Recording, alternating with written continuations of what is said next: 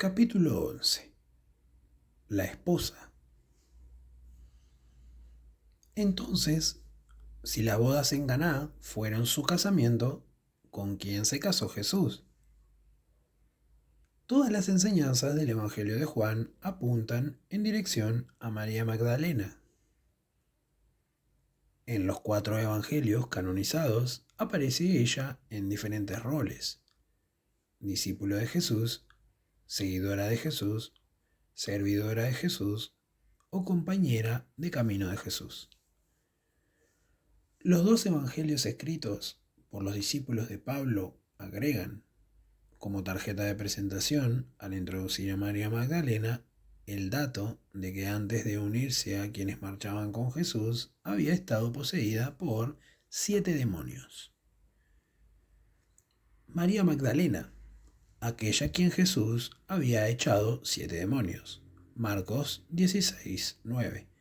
María, llamada Magdalena, de la que habían salido 7 demonios. Lucas 8:2.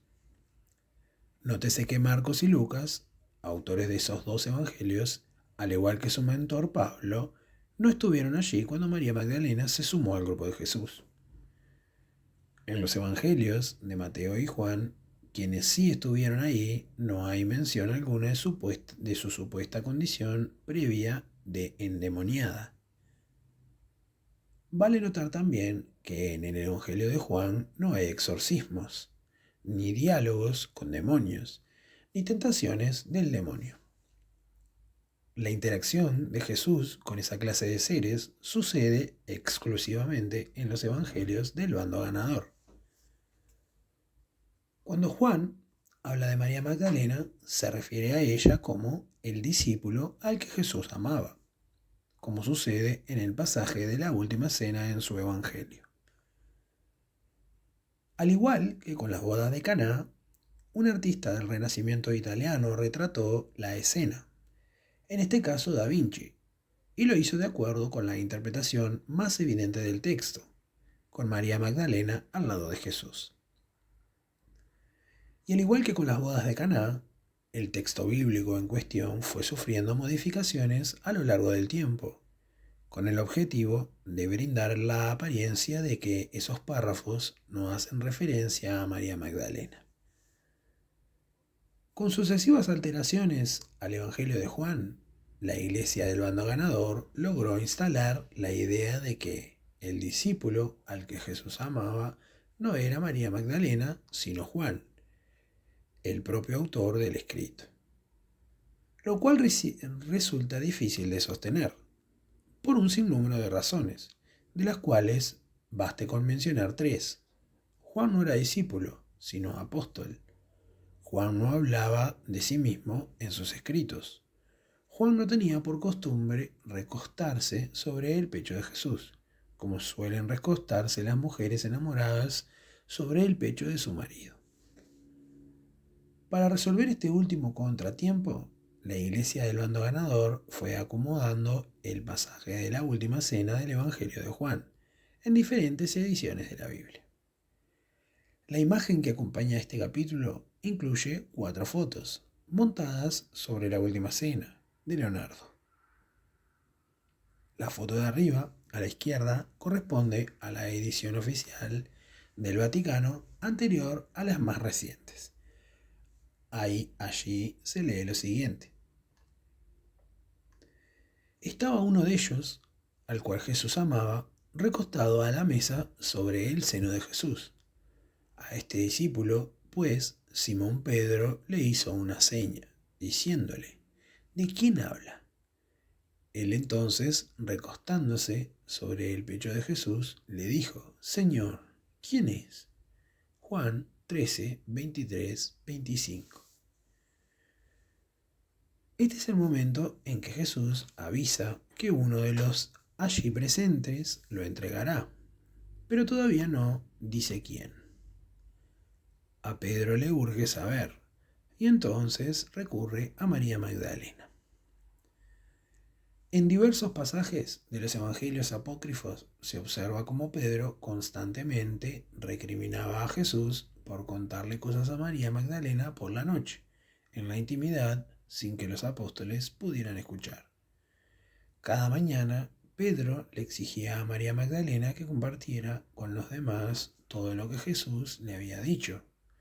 Así que en ese momento de la última cena, Pedro acude a ella. La toma del hombro, la acerca a él. Este es el instante que captura Da Vinci en su cuadro, y le pide que le pregunte a Jesús quién es el traidor, confiando en que Jesús sí se lo dirá a ella. Esta competencia con María Magdalena era otro factor que aliaba a Pedro con Pablo, pero mantengámonos en la escena. Entonces María Magdalena vuelve a recostarse sobre el pecho de su marido y le pregunta de quién está hablando.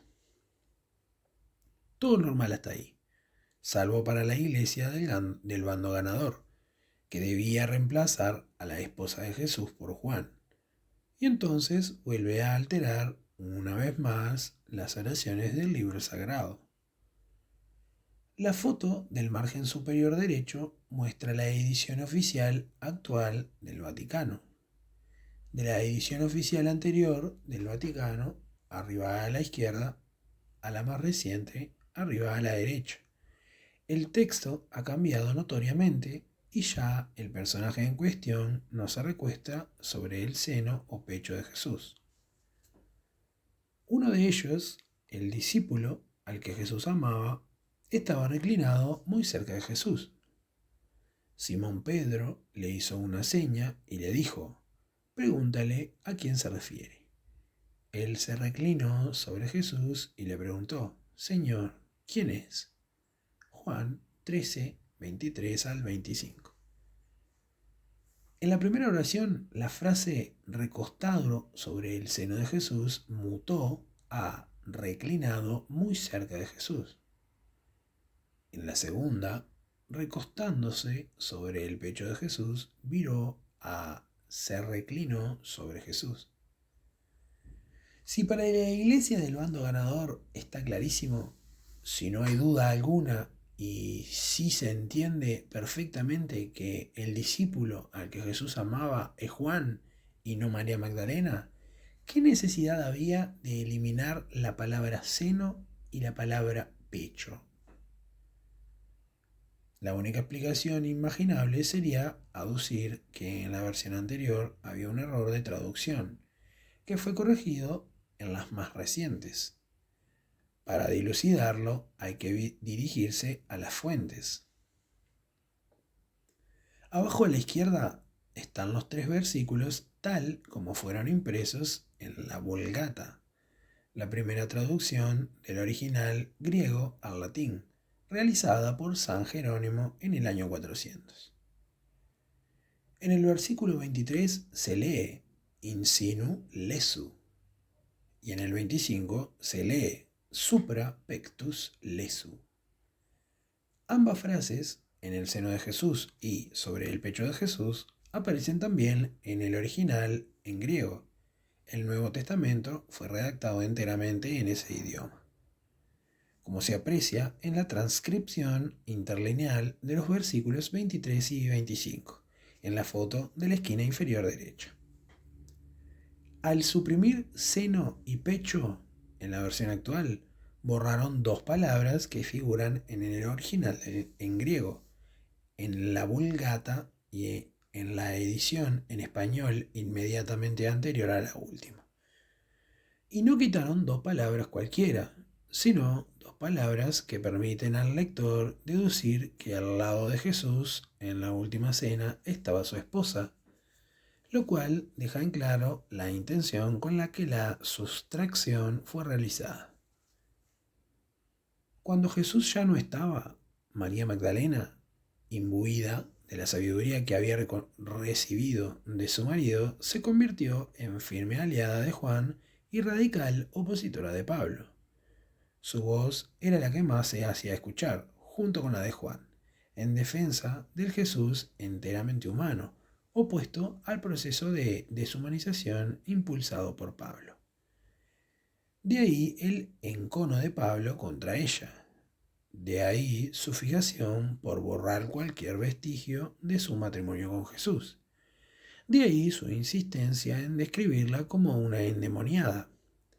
Y de ahí también la obstinación de Pablo por evitar que las mujeres hablaran en las asambleas, reflejada en algunos de sus mandatos ya citados en este libro, como por ejemplo los pertenecientes al capítulo 2 de su primera carta a Timoteo: que las mujeres escuchen la instrucción en silencio. No permito que ellas enseñen. Al contrario, que permanezcan calladas.